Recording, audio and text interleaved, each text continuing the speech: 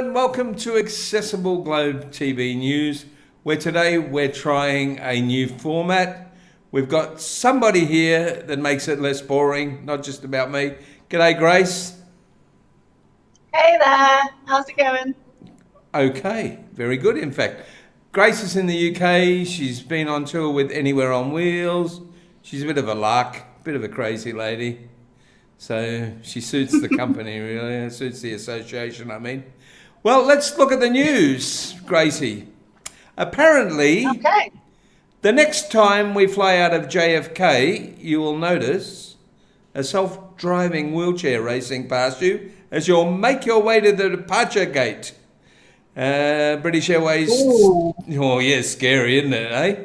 Apparently, they're testing automated electric wheelchairs at the sixth biggest airport to see how they help passengers. So, what do you reckon about that? Well, there's the picture. Have a look. Yeah, it's pretty nice and compact, isn't it? A lot smaller than I thought it would be. What about the fact that we don't like being out of control and we just got to sit in there and get driven around? I mean, if it can take us to the bar, then that's okay. Well, you see, you can. There's a little, in the armrest, there's a little video display.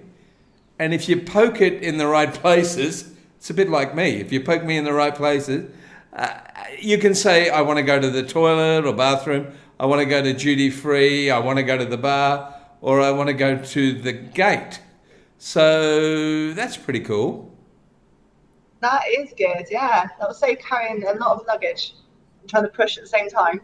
And you don't have to wait for the airport people to come back, and you don't have to be worried that they'll forget you. Like the other day where were we, Carl, the other day? Malaysia. And we had to wait, I think an hour for someone to come and get us in our wheelchair. Yeah, we had the same at Heathrow the other week. So I wonder if Elon Musk is sitting there going, I missed the boat on that one. Self-driving wheelchairs. Oh, well. Whatever. Yeah. All right, well, we'll give them a go. We'll try them. I'd like it. I think all you need is a little horn so you can go as you're going along, which would be good. Yeah, anyway, that'd be handy.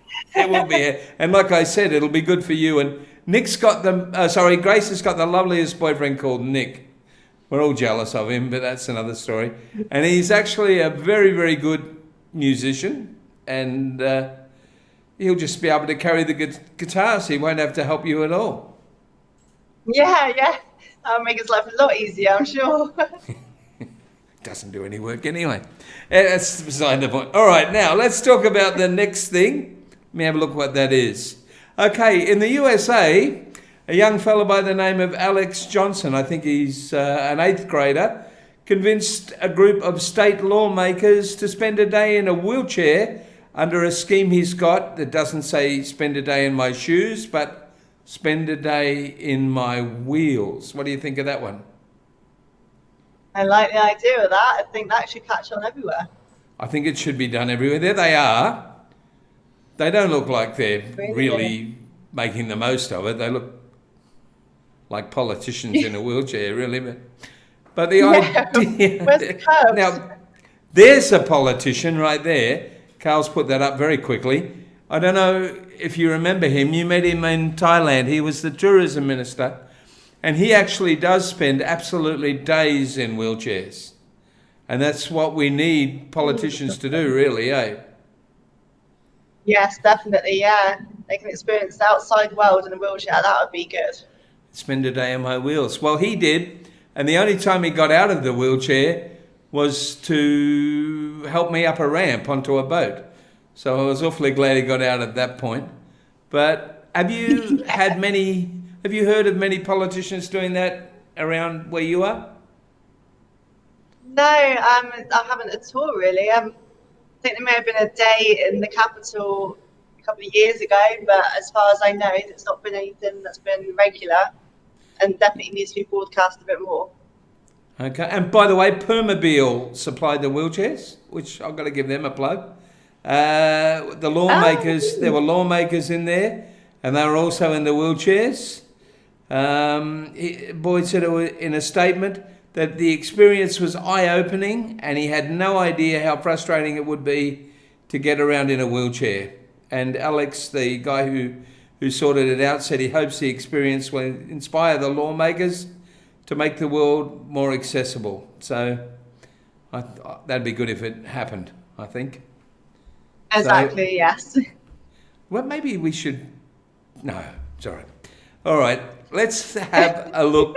Now, I heard your reaction to this yesterday when I showed you. I wish we didn't show you till today. Check out this picture of this young fellow that we're going to put up.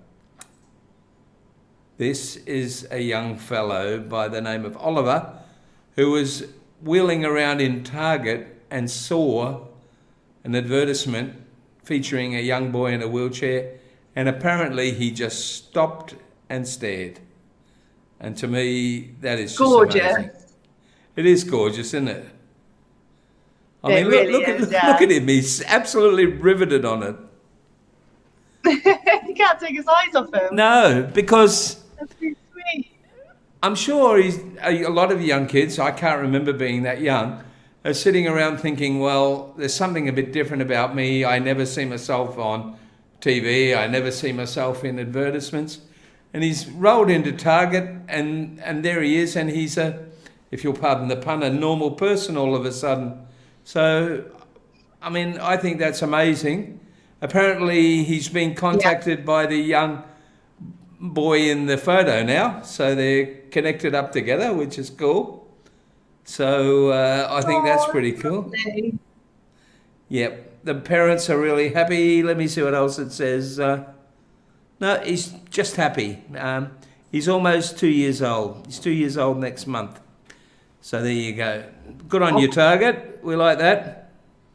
Now, I'm sorry, Gracie. I know we always talk about things we shouldn't.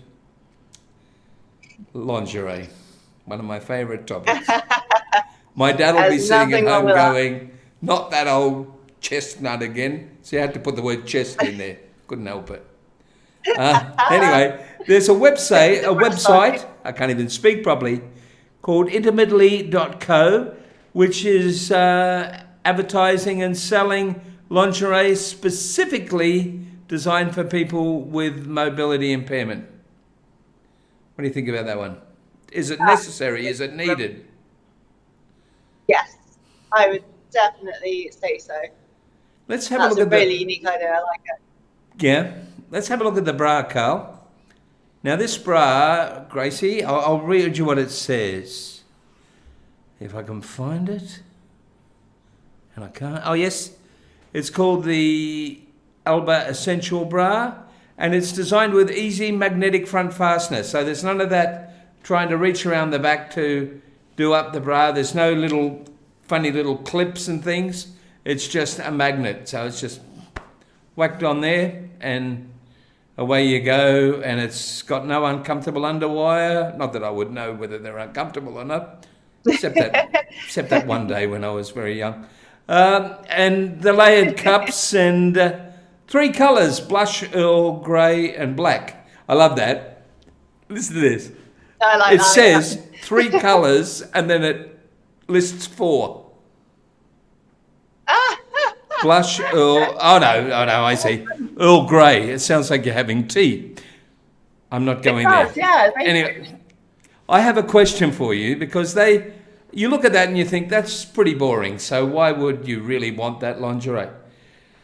They won't be able to make sexy underwear and keep it accessible. Well, waiting. There it is. Well, there we have it. They're pretty cool.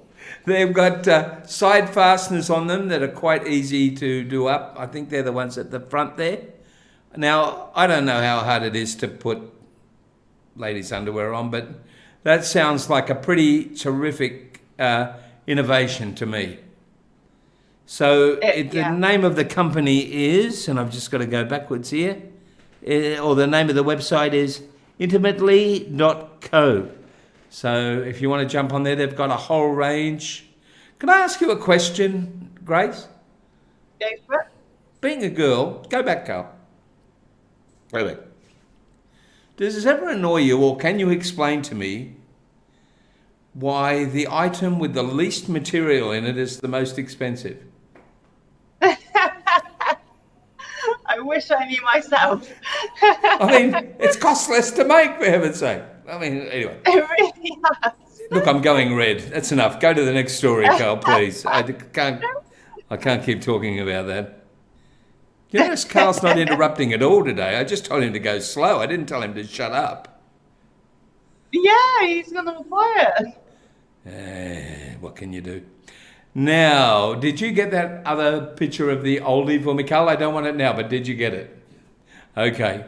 This lady, we talk a lot on the show about ableism and how often people that don't appear to be mobility impaired or disabled can be, whether it be through chronic pain or arthritis or all sorts of things.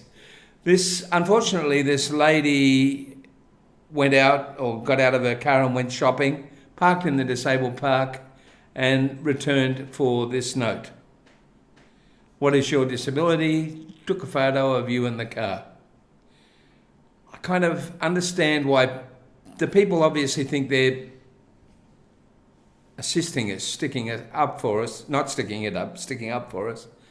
And I appreciate that, but we need to do something to make it obvious. There's got to be a sign or something. I saw on a bathroom a sign that said, "Not all disabilities are visible." And I sometimes think we should put something like that on some of the car parks. What do you think? Yeah, I think that's actually a slogan that's used quite a lot in the UK. Oh, is it? Yeah, they've used because now you can get a special disabled badge if you haven't got a visible disability. So I think that's kind of brought it to the forefront and made it a bit more broadcastable. Let's have a look at the lady, Carl. So what is it, a different colour? No, it's all the same colour, but they've just changed the rules so that even if you have a hidden disability, you can still get your blue badge and get special parking. Well, that's the way it should be. I think I didn't know they were putting those notifications on the sign, so I think that's a great thing. It might help with this. Yeah. Last week we did a story of an oldie driver. Did I say that right, Carl?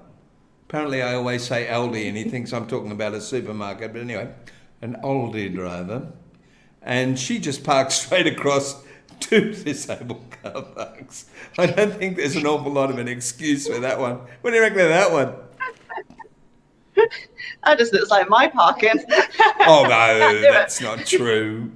So I like what one of the ladies said. She said, I felt like parking behind her, and when she come out saying, "Oh look, I'm terribly sorry, I'll only be 10 minutes," and going in and doing some shopping. Yeah. I thought that would have been very fun.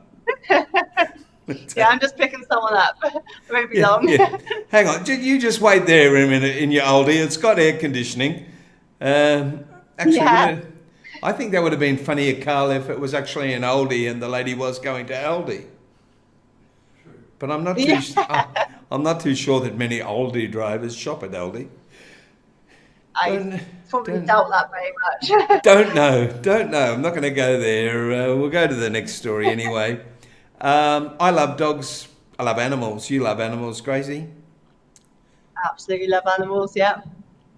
I've heard Nixon. No, that's another story. This is a story about a dog that was born with basically no front legs, kind of like a thalidomide dog, to be honest. And this is a video story from ABC Local-ish, they called it, and it tells us about Roo, a dog with a disability. Come on, buddy. There he goes. Hi, my name's Steve Jewell, and this is my buddy Roo. I'm 28 years old, and he's 6 months. Good boy. Oh, crashing. We both roll around a little bit. Come on, bub. Roo was born with no front legs, so he hops around like a kangaroo. That's where he got his name. Superman! Before, when he was down south, they were saying that somebody was going to put him in a bag and throw him in a river. And I'm glad that didn't happen, because now we got the little guy. That's a good boy. 2009, I got in a car accident. Somebody ran through a red light, running from the cops, and I was paralyzed, airlifted. Yeah, it's been life on wheels since then. You know, make the best of it, keep going, no big deal. The whole community came together. They built the ramp out front, tore up most of the carpet and put hardwood in, opened and widened most of the doorways in the house, put a back deck on. Come on. Making sure that I had a comfortable place to recall. I'm just hanging in so you can see the father had his little wheels, and how they built it. Perfect little house set up for him, so he fits right in. Good boy. We have fashioned a little wheelchair for him. I'm a plumber, so I use materials I'm comfortable with. I've used PVC and skateboard wheels, which we had sitting around. Once he gets full grown, then we can get him a permanent one. This is just a temporary set of wheels for him. It's just crazy that we are able to give him such a good life, and it could have been over just because he was different. I feel like he has a pretty good attitude about himself. He's having a blast, throwing himself all around, just being a regular dog. He doesn't see himself any different. Just like me, with having a whole bunch of loving people around you, makes things a little easier. There you go. He's a good boy. I reckon that'll do, Kat. We've seen Roo. He's pretty beautiful, isn't he, Grace? He's gorgeous, isn't he? He's just the best little guy. Going up the stairs is awesome. I don't know how he goes going down them, but going up them is... he might face plant a bit Probably going down better than I do. Well, yeah, better than I do. You can get up a lot better than I can. Actually, just to make sure that...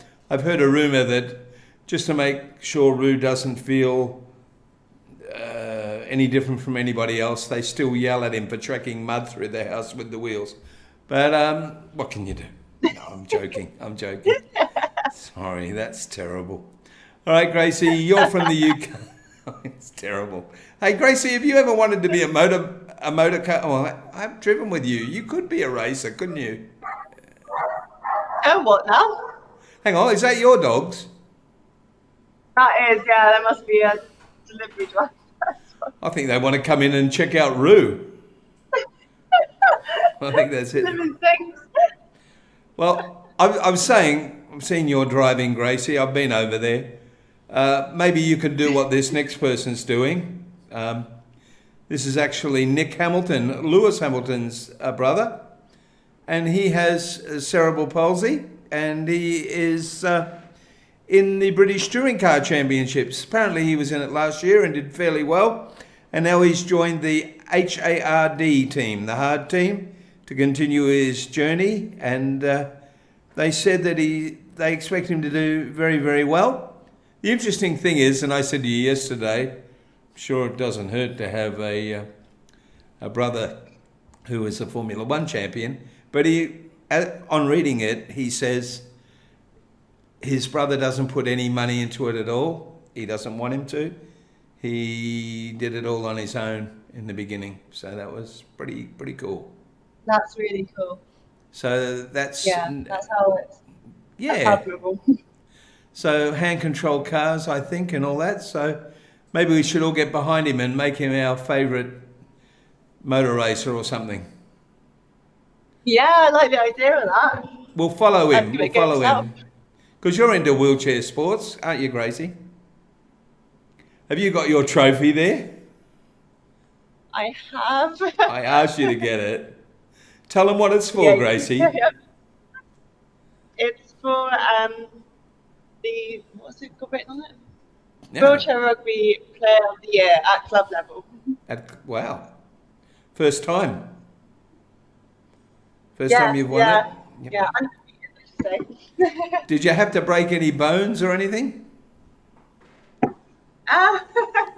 Not quite that savage. No.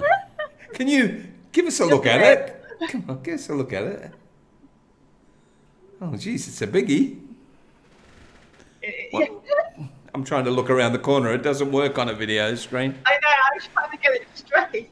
That's all right. How's that? So what's the symbol at the top? Is it a wheel or? No, that is, I think it's just where the paint's chipped a little bit. I love you. All right, Gracie. Thank you for being on our first Accessible Globe TV news that we've done in a casual way. If all the people who watch it will tell us which way they prefer, when I sit there and sound like Walter Cronkite and go, now it's time for the news. Or if they'd rather just have us chatting, which I'm sure they would. Probably they'd rather you just chat and I go home, but that's another story. Make sure, folks, that you join in again next week for the news. I'll be in Australia. I'll try and get Gracie online if she can. I try to get her to come on whenever I can. Maybe you can bring Nick on and he can sing a song for us.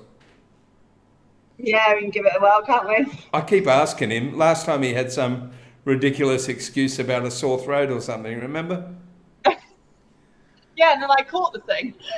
Oh, did you? No good. All right. All right, well, we'll catch... That's no good. I didn't know that. We'll catch you next week, hopefully. All right, thanks, folks. See you next week on Accessible Globe TV News.